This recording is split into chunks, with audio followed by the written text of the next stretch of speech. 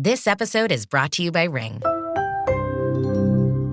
From package deliveries to lonely pets, Ring cameras and doorbells make it easy to check in from anywhere, right from your phone. Be there with Ring. Learn more at ring.com.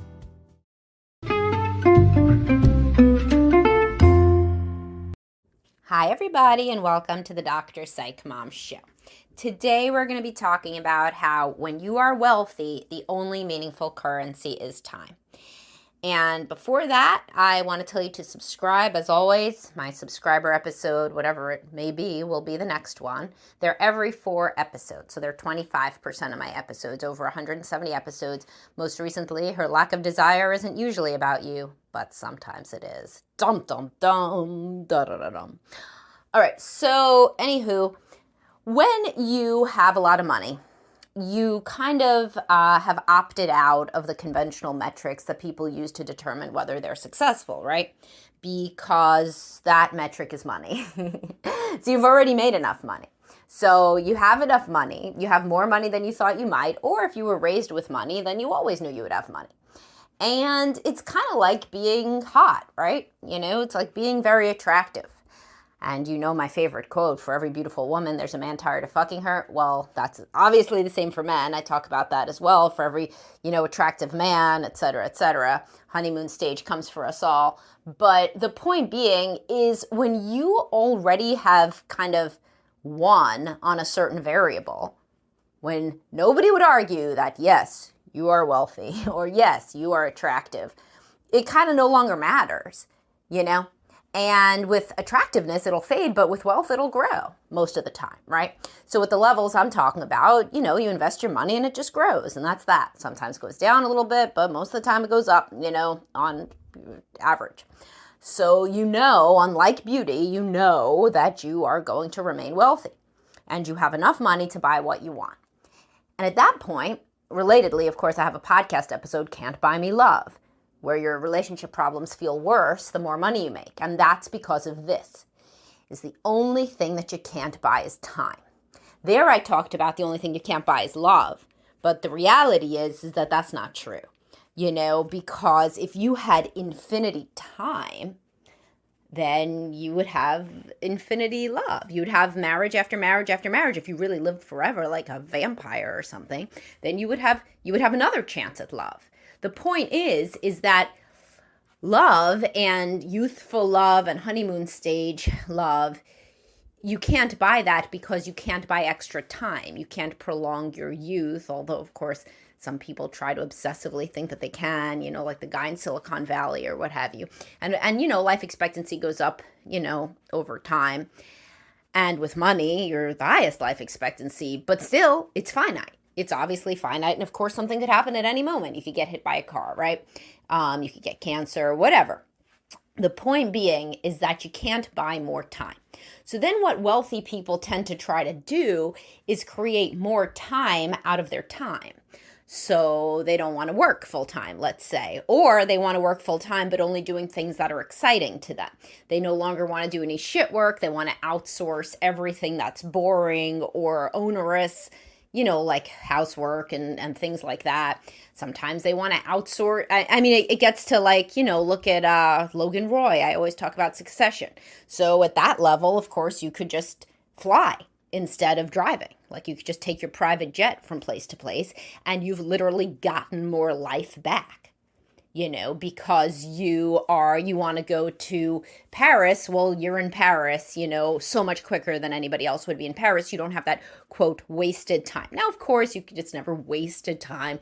You can always view the time as a time to read or a time to connect or this or that, with somebody. But there is a lot less dead or downtime, overall, the more money you have. People outsource kind of almost everything that they don't want to do at a certain level. And at that point, there's a kind of different philosophical quandaries that arise, right? So you still do die eventually, and it's almost like unfathomable because you're able to do so much of what you want that it's a real mind fuck that you don't get to keep doing that in perpetuity. next is the fact that everybody else thinks you're doing great and you're not. You're still struggling with the same existential issues as anybody else. And frequently they're made more salient because you have no fantasy anymore. And this is really, really big. You have no fantasy anymore that more money would help you because you're at ceiling, right? So a common fantasy, it's almost like the fantasy of an afterlife, right? So when people stop being religious, they are often plunged into real existential angst. So if you stop believing in God or you stop believing in your religion, you had a template, a way that you really viewed the world, and it's taken from you. You don't have an afterlife anymore to look forward to, potentially, and depending on how your beliefs change, obviously. And you no longer have a prescribed social script for how to act. So you don't get meaning out of things that you were taught to get meaning from. And so therefore you're left basically like the very wealthy person, with you can do anything you want within reason, ethically. So like you don't have to go to church, for example. So think about that. If you were a guy that didn't really, or woman that didn't really like going to church and was just doing it to be, a good person in your religion or synagogue or whatever, then you get all that time back. It's found time. But that's a lot of pressure. It's just like the person who has infinite money. So then they have infinite time until, of course, it stops, which I've discussed already. But if you can do anything you want, you have infinity choices, or at least a hell of a lot of choices. And with more choices comes more anxiety. And I've talked about this often with the social psych experiment, the one where if you have more flavors of ice cream to choose from, you're less happy with the ice cream you get, or maybe with cereal. Either way, it's one of those. And if you have 30 flavors to choose from, people end up ranking their flavor that they picked as less enjoyable than the people who only had 3. Because you're thinking about all those other flavors out there, right? This is like having a lot of money.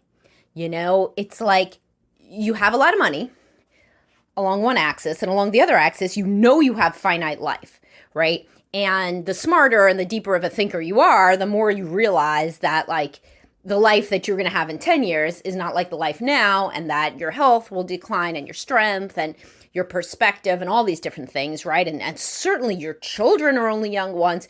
Your relationship is only relatively young ones. Sexual function subsides, etc.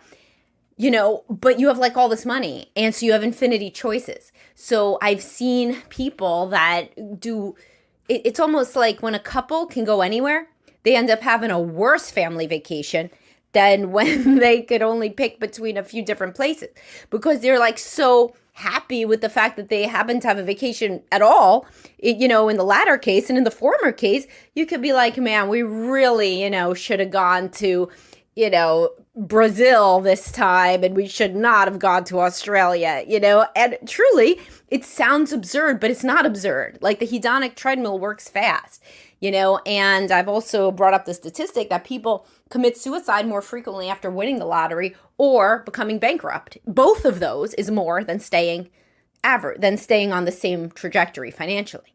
An influx of money is destabilizing. You have so many choices. You realize almost it takes, it's kind of like I read this book. This is a little bit of a tangent, but anybody who knows about this will appreciate it. The book, The Game by, I think, Neil, I don't know. He was a pickup artist. This is years ago, probably 15, 20 years ago at least. He wrote a book detailing his experiences as a pickup artist. And the book was very long. But at some point, he was having a threesome with 2 strippers that he didn't pay, and he was bored. He's like, well, shit, man. And at that point, he decided to get out of pickup. And it's the point that he was like, man, I've reached the apex. This apparently is like a thing in pickup artistry of being able to convince the stripper to go home with you for free, right? Or a hooker to go home with you for free, which you could see intellectually why that would be an ego boost. But like anything else, if you do it enough, if you feel that you truly have infinity choice of women, it becomes less of anything, it becomes less magical. It's not magical. How's it magical? You, of course you could get the woman. You're like a professional athlete. You look across the bar, it's a whole bunch of women you could sleep with. That's how you think. Maybe some wouldn't, but the ones who wouldn't would be at least interesting. But probably he would just be with one of the ones who did, because that's easier. And it's not in any way like a guy who thinks, oh, I wonder if I'm going to sleep with that woman. Well, shit, that seems a lot more magical. He's got a lot less choice. It seems a lot more fated. Too much choice almost takes fate out of the equation. You feel like you have infinity agency, even if, of course, nobody does, really. And your choices are prescribed by, your personality and the things that have happened to you and all these subconscious variables. There's no real rational actors. But, you're picking between Brazil and Australia because those were, probably the birthplaces of the two women that you jerked off over the most when you were like a teenage boy, but you don't know that. That's like deep in your subconscious psyche. But the point is that if you feel like you have enough choice, the whole thing kind of can be very destabilizing and can be even a source of existential despair, Like, man, this is all there is. I got to the pinnacle. This is what everybody wants. I have nothing else I'm supposed to really work for, and so now what? So what people tend to do, the people that resolve this successfully, because I have a lot of clients in this situation, the people that resolve it successfully, they find another metric.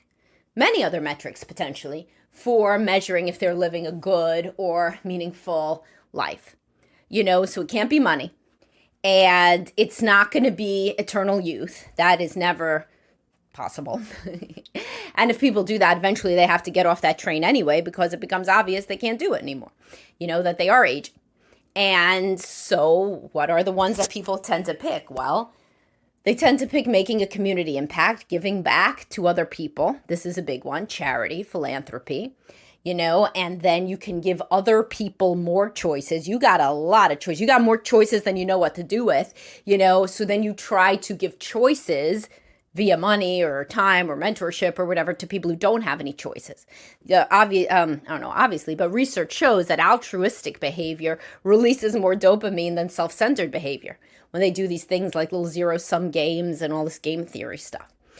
Or like if they ask college research subjects to either give $5 to somebody else or spend it themselves, and they ask them, later how to rate their happiness 1 to 10 after they did both of those, they're always happier giving it away.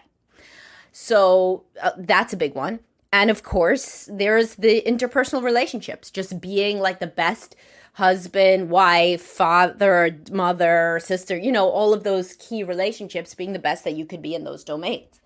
I have a podcast episode called Many Men Find Deep Meaning in Unconditionally Loving Their Wives. And I have seen that, people who are at the apex of everything and decide, what, I've actually never been a good husband before, though. I've been too focused on my career and I really want to focus on my family. And so that's, that is obviously something that can be very sustaining because you never achieve it. You can achieve, wealth at a level that everybody would envy, so that even a person with very low self-esteem could feel that they truly have won in that regard, of money, but you can never win, family. It's constant. You could be an A+ dad, but if you decided to go surfing instead of show up to your daughter's wedding, I mean, you just ruined it. You know what I mean? I mean, of course you could gamble away all your money in one fell swoop, but most people would not even think to do that. Same with the wedding, but you see my point. There is no relationship that it just continues to sit in the stock market and reap dividends. There's no passive income relationships. You always have to be engaged in them, and you always have to be trying. And so this idea of trying is something that is redemptive to people who feel that they don't have to try anymore or never had to try in certain aspects that everybody else tries in. So if you struggle with this, whether or not you're super wealthy or, it's just that you've gotten to the place that you thought that you were going to be, now you're retired and you're not going to work for money anymore. So kind of that is what it is, and you have enough, and that's what that is. It doesn't have to be at these ridiculous levels of Logan Roy or whatever.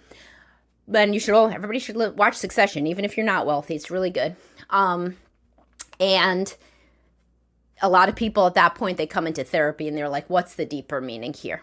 Like, well, how am I going to give back to other human beings, whether that's my family, whether that's my romantic relationship, whether that's the community at large, etc. And for some people, that's a real shift. That's a real right turn, and so that's a lot of what they discuss. And also things happen, by the way, when couples make a lot of money together, they both have a lot of money and then they decide, like, they don't agree on what to do with it. That's a big thing that people talk about in therapy too, but I have a podcast about that, about financial values. I think you need to type in.